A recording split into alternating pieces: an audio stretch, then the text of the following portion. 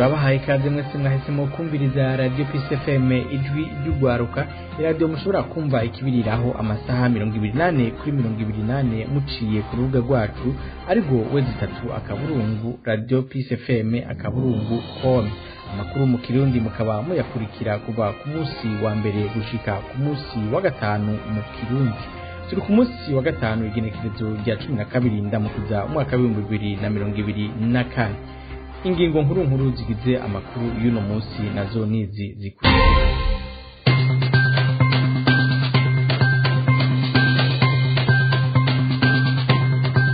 Umukuru w'igihugu cy'u Burundi Evariste Ndayishimiye yabwiye abarundi kuri uyu wa gatanu ko bakwiye guterera amafaranga azokura mu gihe c'amatora. Yo Philibert Karangwa abona ko ari ugusinziriza abarundi ahubwo ko akwiye gutanga imihoho kugira haboneke ituze mu gihugu. Mwishirahamwe gishinze kugwanya isesagurwa ry'ubutunzi bwa leta no kujya ibiturire Oricom anegura ingingo ya leta yo kugwiza amashirahamwe mashasha kandi n'ayasanzwe ahari ari ku musego. Yashikirijwe na Gabriel Rufyiri arongoye ishirahamwe Oricom aho hari ku munsi w'ejo. Uraza kubyumva muri aya makuru. Imyaka 4 yarumanye uyu munsi umuririmbyi rurangiranwa mu Burundi uri Leonard Niyomwungere ashengeye, akaba yamenyekanye na cyane ku ndirimbo zinywanisha abarundi, navyo twabibateguriye muri aya makuru. Amakuru twabateguriye uyu munsi saya gusa, tubafitiye n'ayandi avugwa mu bindi bisata. Kumana na jewe Chanel ntiharirizwa ngirenda yabashikirize, nkaba ndiko ndafashwa na Yves Irakozwe mu buhinga bw'ivyuma. Turabahaye ikaze.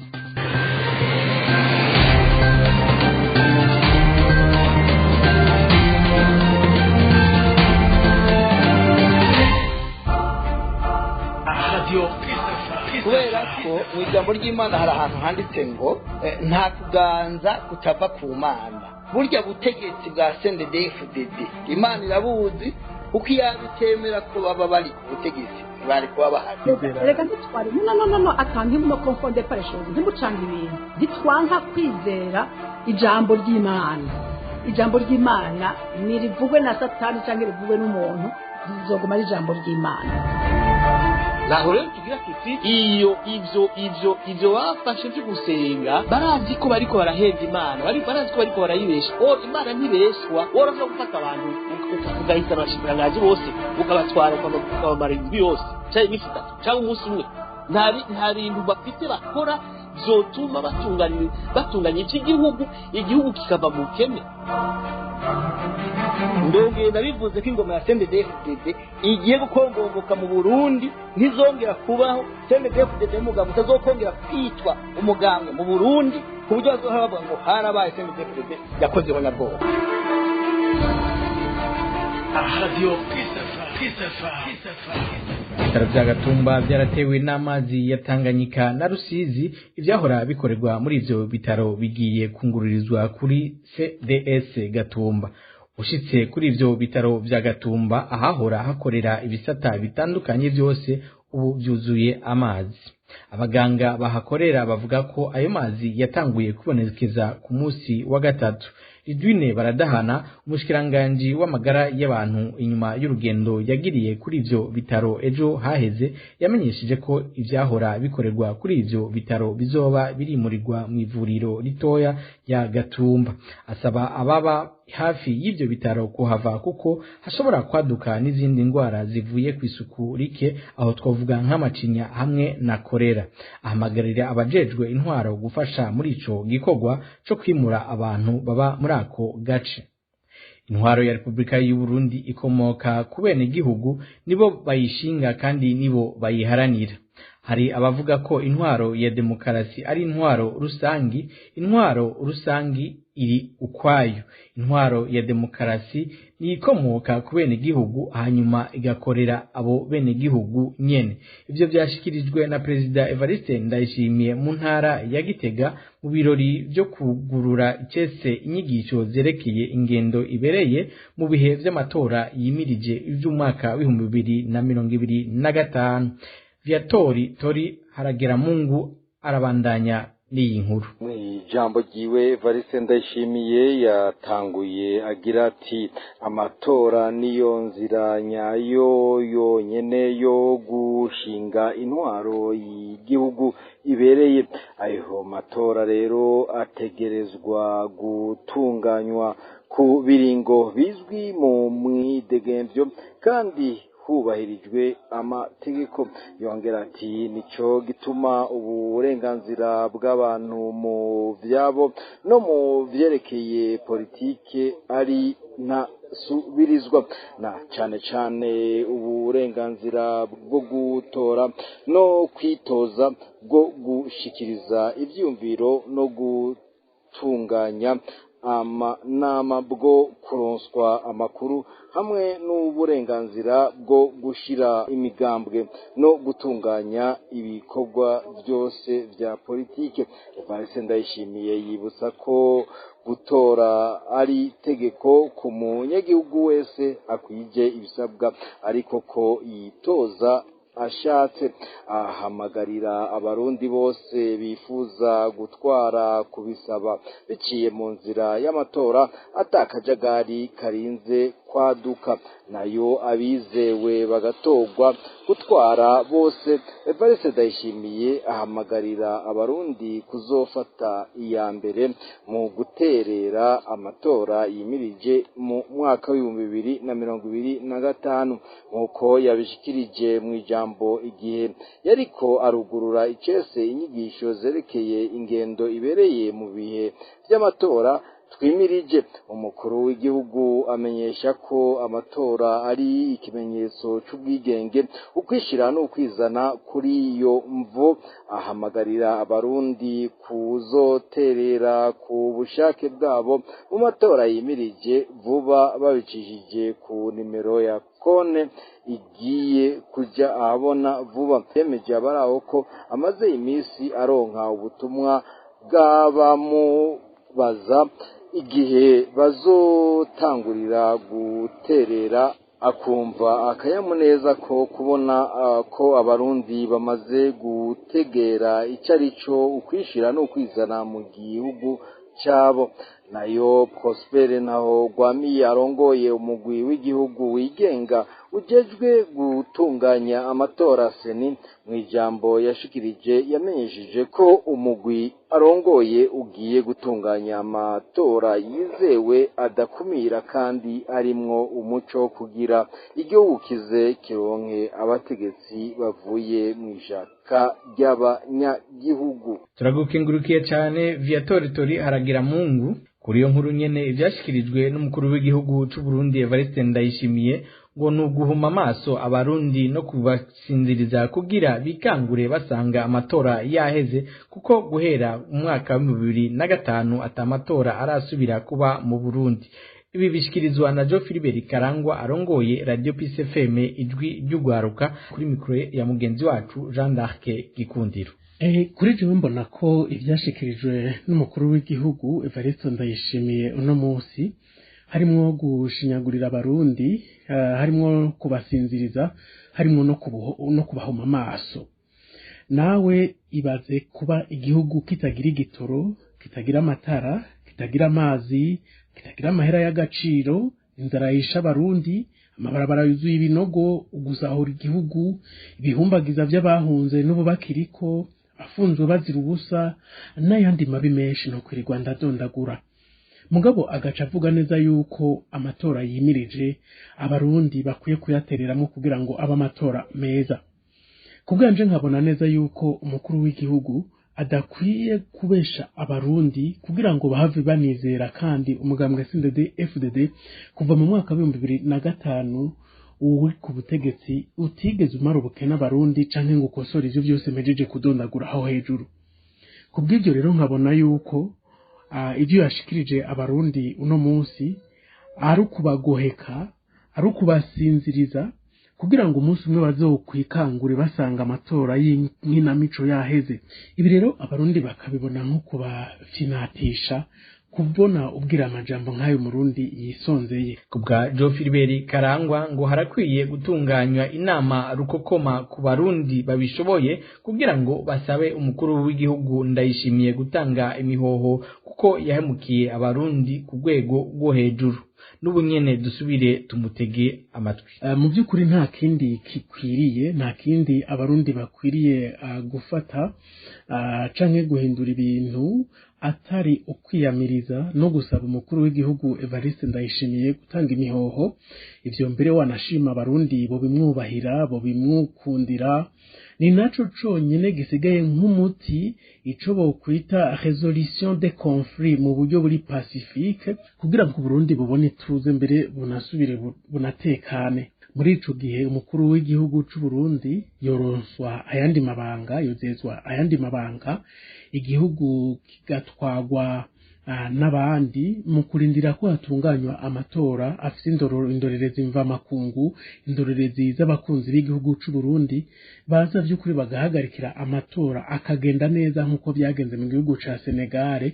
Muri ico gihe n'umugambwe CNDD-FDD mbere wanashaka ugatanga umukandida wawo, n'iyindi migambwe igatanga abakandida, mbere impunzi zigataha kwitegura ayo matora, abanyepolitike bagahunguka, abafungiwe ubusa bakarekurwa, gutyo hakaba amatora atunganijwe neza kandi ahurikiyemwo bose, amatora yizewe, abarundi bashobora kuyoboka uwatsinze amatora, amakungu abona, amakungu arorera. Bitabaye uko intambwe iracari ndende kugira ngo igihugu gikire.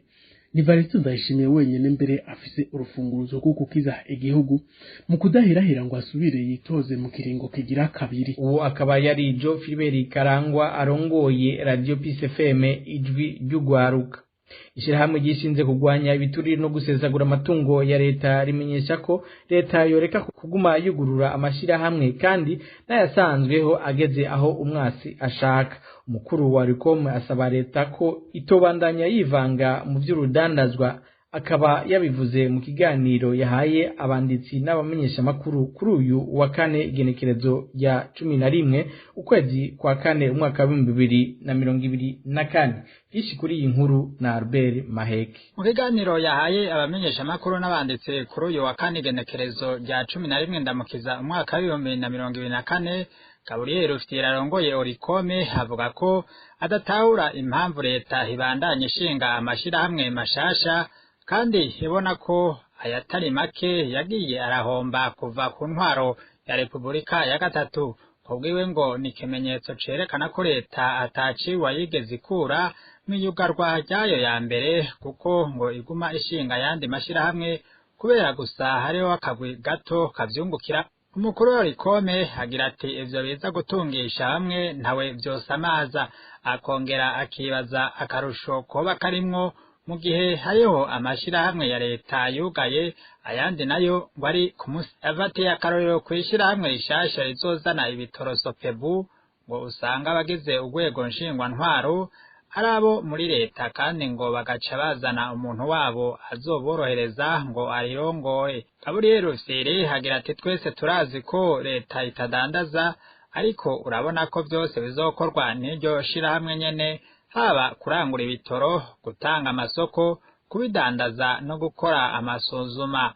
Yabandanije amenyesha ko uravye uko ibintu biriko biragenda mu gihugu c'u Burundi, ukabona igihugu kitagira amatara, amazi, ibitoro hafi imyaka 2, kubwiwe ngo kimeze nk'igihugu kigandaye. Akaba ariyo mpamvu mu rwandiko rugizwe n'impapuro 4 Orikome yarungikiye umukuru w'igihugu, inama nshingamateka, inama nkenguzamateka, imigambwe n'abandi bose bajejwe gukurikiranira hafi ibikorwa vya leta, isaba ko hobaho gutunganya neza ibijanye n'intwaro n'ivy'ubutunzi, gukora ivyirwa vyerekeye ingene y'amashirahamwe ariko arabaho, kandi imbere yuko habaho hakabanza kubaho ivyirwa kandi leta ikareka kuvyivangamwo. Ni mu gihe kuva kuri Repubulika ya gatatu yari irongowe n'umuhisi Major Pierre Buyoya, amashirahamwe atari make Hakotebu, Verondi, Kadebu, Nafa, Kotrabu, Ere Burundi yose yugaye, tutibagiye Osibu, Kojereko n'ayandi. Menya ko n'amashirahamwe yitwa ko ariko arakora hasa n'ayageze aho mwasa ashaka, twovuga Regidezo, Natere, Kojeriko Tebe Onaturu Hotrako na Susumo aho gushika ubu afise amadeni arenga imiliyarade 1,500. Albert Maheke urakenuye cyane kudutororokaniza iyo nkuru. Impunzi ziri mu ikambi ya Maheba mu gihugu ca Zambia ziriruhutsa ni nyuma yaho zihawe umurongozi mushasha w'iyo kambi zikizera ko agiye gutorera inyishu y'ibibazo byari bibugarije. Bavuga ko bimwe muri ivyo byategwa n'uwo asubiriye. Inkuru ya Odasi Kaburu.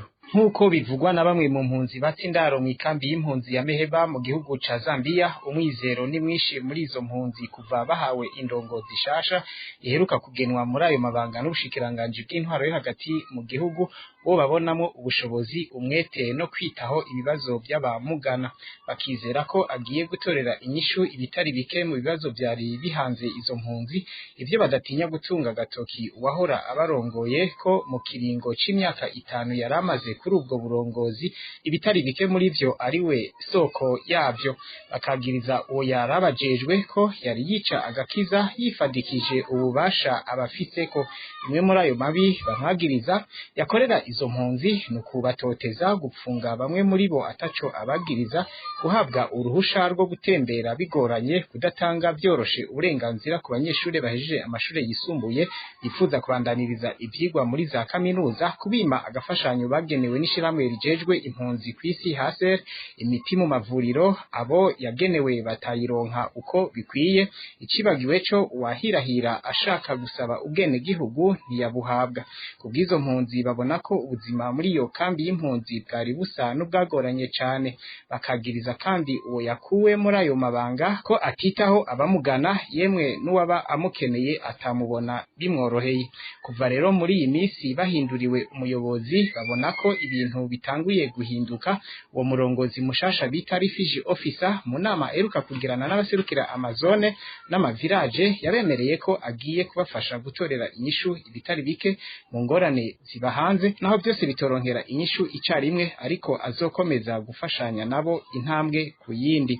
Bagashima ko abayagisha neza mbere n'abamwitura abakirana ubugwa neza, ari naco gituma impunzi zimwirukira ku bwinshi bamutura ibibazo bafise, ivyerekanwa n'umurongo munini w'abamukeneye usanga batonze imbere y'ibiro vyiwe. Turamenyeshe ko ikambi y'impunzi y'Imaheba mu gihugu ca Zambia iharugwamwo impunzi z'abarundi barenga 3,000, abarenga 24,000 mw'iyo kambi bakaba bava mu bindi bihugu byo ku mugabane wa Afrika. Mu ntara ya Rumonge bari mu ruhombo nyuma y'ukwezi kose atamuyaga nkuba urangwa mu karere. Abanyagihugu bo ku mutumba Birimba bakora ibikorwa bisaba umuyaga nkuba bavuga ko bakora bahomba nyuma yo kumara ukwezi kose badakubise ijisho icitwa umuyaga nkuba. Iryo kena ry'umuyaga nkuba kuri uwo mutumba ryaturutse kw'iyononekara ry'icuma bita transformateur nk'uko abanyagihugu bavyemeza. Bamwe mu bakora mu mazu yo kwimosha salon de coiffure bavuga ko ubu bikora ku vyuma bikoresha imishwarara y'izuba. Abahingura imikate nabo bavuga ko bakoresha imashini zikoresha igitoro kugira akazi kabandanye. Abahora badandaza amata bavuga ko bahisemo kudandaza ibindi binyobwa kuko bigoye kuyabika.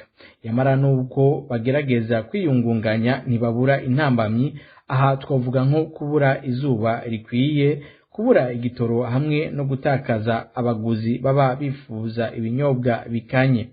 Abo banyagihugu basaba ko ibikorwa byo gusubiriza ico cuma byo kwihutishwa kugira boroherwe mu mirimo yabo ya misi yose. Imyaka 4 yaraye iheze umuririmbyi mucuraranzi yamenyekanye cyane mu myaka 2000 uri Leonard Niyomwungere ashengeye. Niyomwungere yavukiye mu ntara ya Bururi mu mwaka w'1976, akaba ari naho yize amashure mato imurinda aca abandaniriza ayisumbuye kuri lycée Kiremba.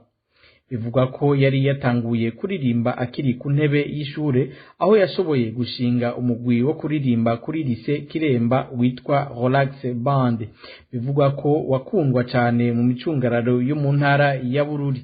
Niyomwungere akaba yaririmba mu mudiho wa reggae nk'indirimbo zakunzwe n'abatari bake nka abantu twarahemukiye sokuru Yozefu muri Egiputa abagabo n'izindi.